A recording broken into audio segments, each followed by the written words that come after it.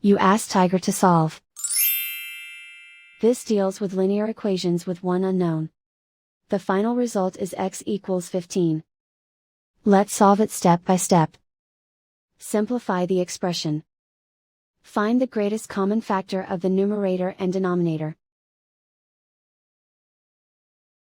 Factor out and cancel the greatest common factor. Swap sides.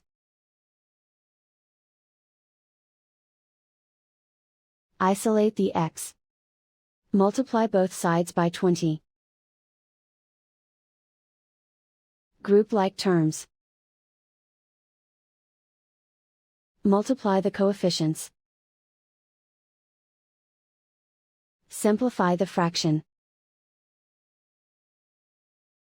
Multiply the fractions. Simplify the arithmetic. And so the final result is x equals 15.